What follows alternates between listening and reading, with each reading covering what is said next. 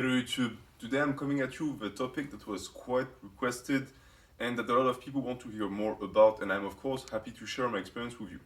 So I made a video about my diet, my approach to dieting, and I said in the video that a lot of what I'm doing now are actually based off of my ancestry and off of my DNA, quote unquote. And many people wanted to know more about it. So I didn't do any tests. I didn't get checked for lineage disease. I didn't give my DNA information to anyone, any organization. You can do it if you want to. I personally don't want to share that information with any level of government or public agency out there. I don't think it's necessary. It depends on your context and if you're in contact with your family or not. If you are, I think that you will not need to go through something like this. It is something that if you are the type of person that will feel more comfortable having a chart with all of the things you have to watch out for, will make you feel more at ease. So I'm not saying to not do it, but I am saying that I personally didn't. My experience came directly from my family, meaning that to make sure that what I was doing was going to be conducive to my health and longevity, I basically consulted with people around me that are male and also that are in direct connection with me, meaning that they are my elders. So, for example, I had long talks with my uncle. All of that was supervised by a nutrition, someone who specializes in longevity. And the bottom line of this is that as an individual, as a human, you're going to have certain things in your life that you will have to avoid. And in this video, I'm going to talk about diet. Because diet to me is not as important as training when it comes to muscle building, but when it comes to longevity, having a long life and avoiding disease, it is the number one thing. It is much more important than cardio or lifting weights because you do it every day. You eat every day. If you think about it, the amount of stuff you put in your body compounds over time. And if you were to compare food ingestion to tonnage, for example, if you want to compare two values that come from diet and training, the food that you ingest represents a number that at the end of the day completely outgrows and dwarfs the tonnage.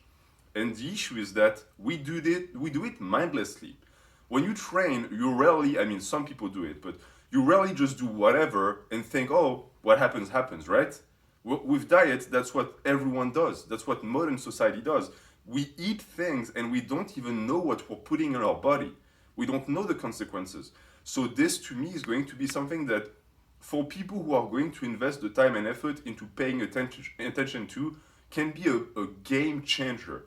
It can be the difference between dying in your 60s and dying in your 80s. It is that critical. So there are a few things that I want to share with you.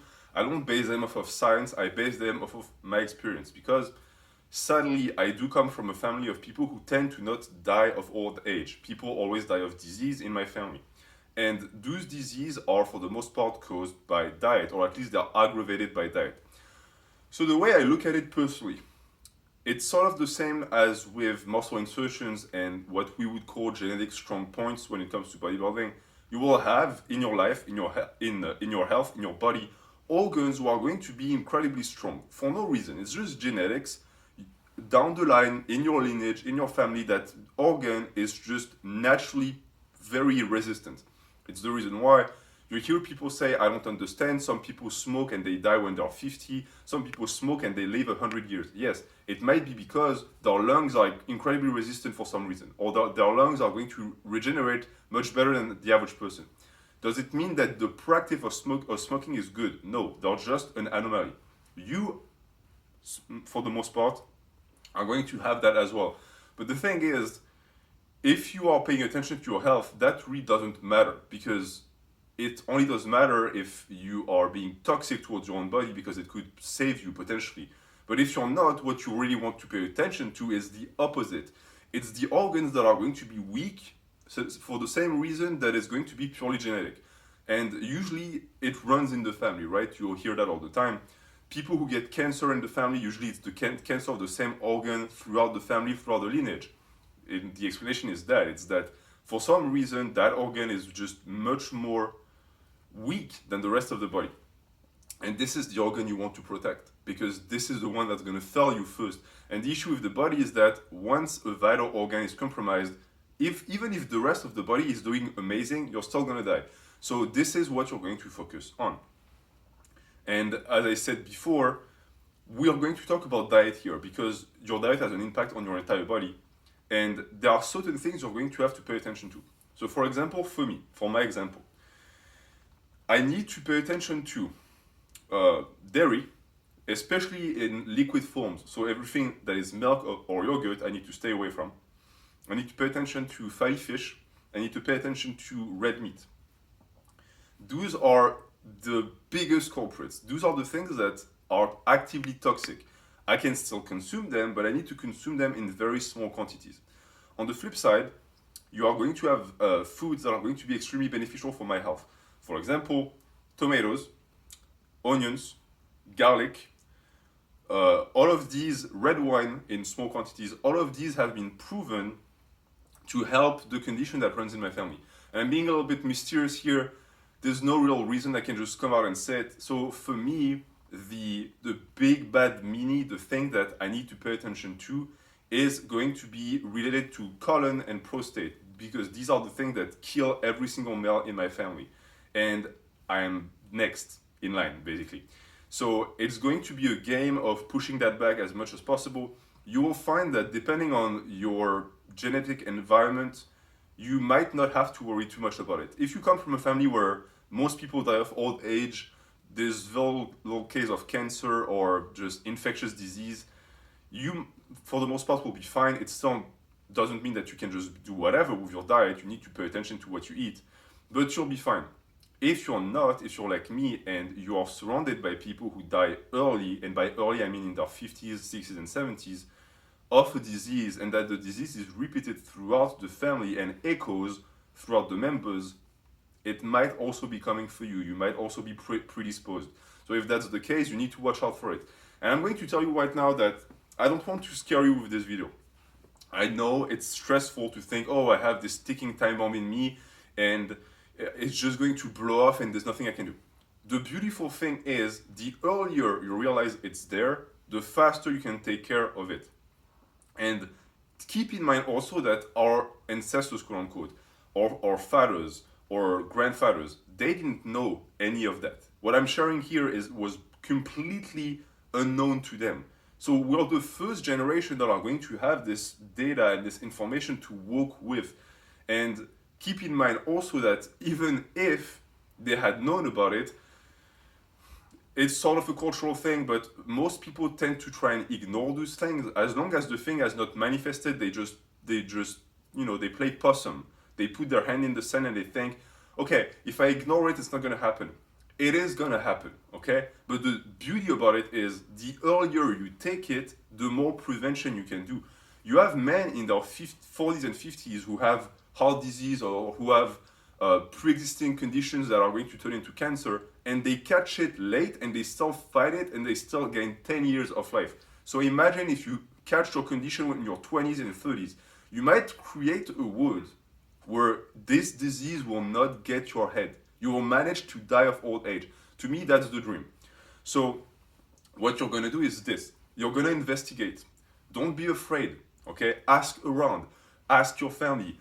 What did Uncle Joe die of? Why did he die? Look at your grandpa, your great-grandpa. What did they die of? Did they die of old age? Because know that if you're male, most likely your body is not their body, but you're going to share a certain portion of DNA, and so the conditions that affected them might affect you down the line. So you need to pay attention to that. Of course, I talk about males all the time here. It's because it's personally what concerns me the most. It could also come from the mother line. You really need to look at it from a grand perspective. The scope needs to be large.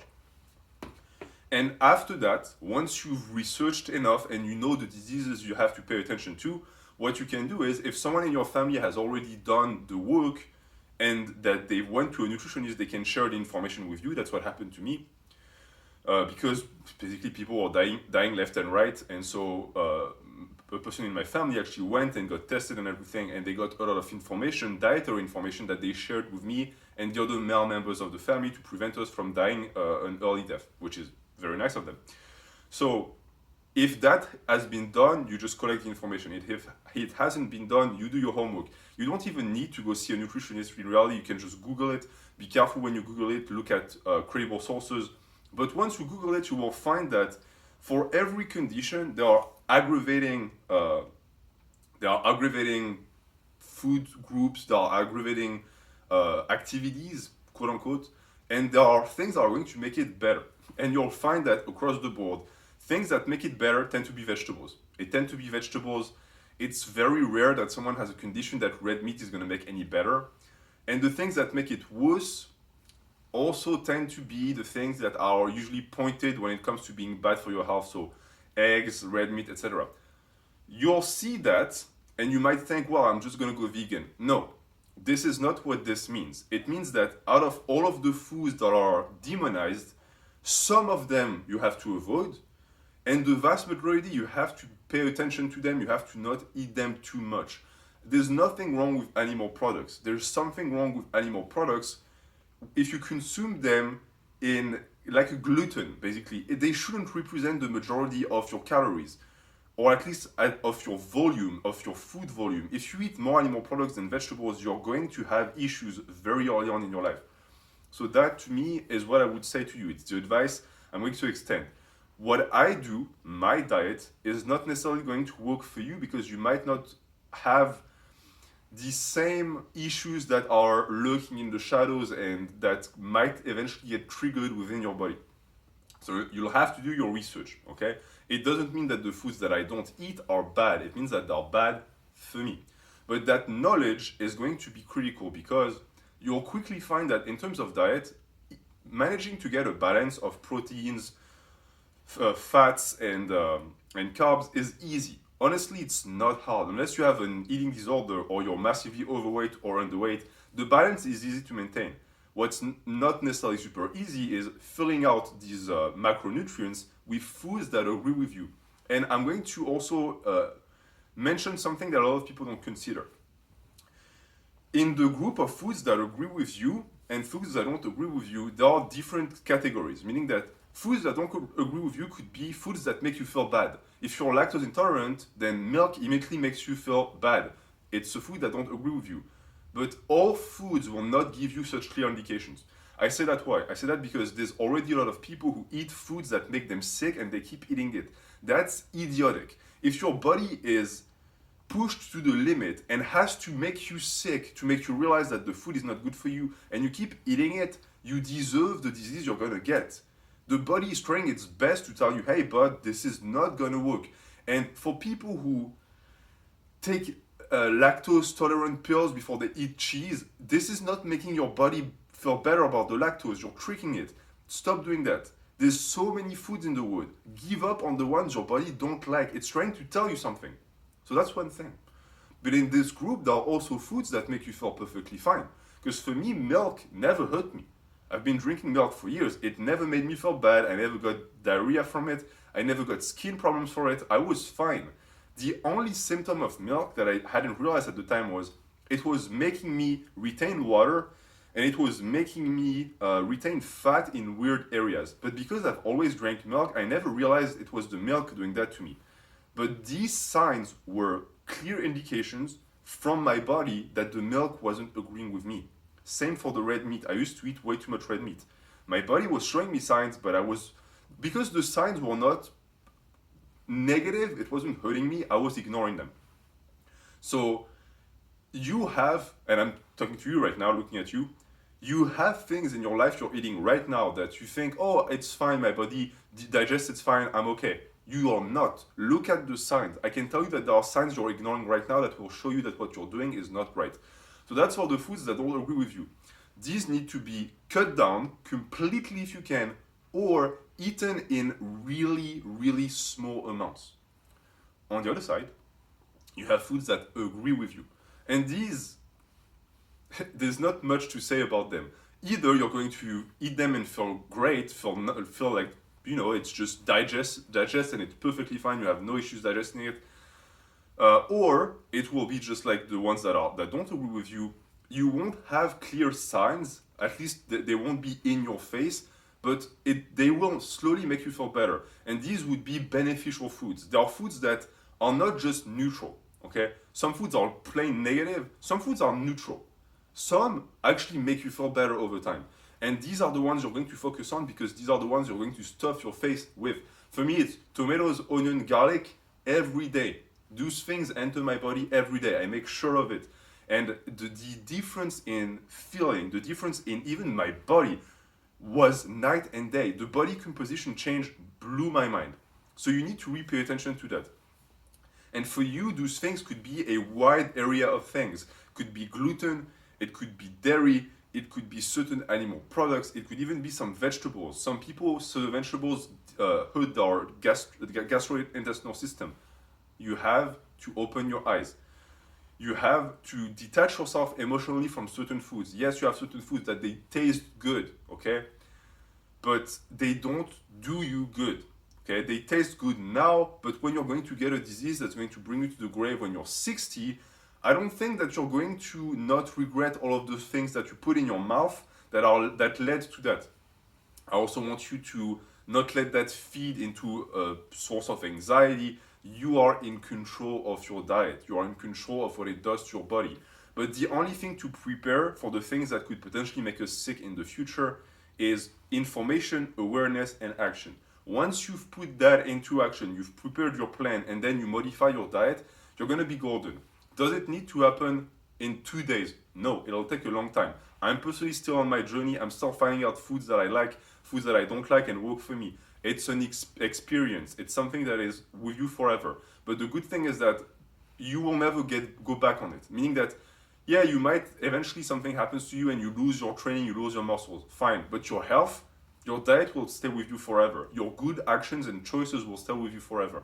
And this is, to me, beyond and above bodybuilding. Yes, muscles are great. I'm obsessed with muscles. I'm obsessed with training.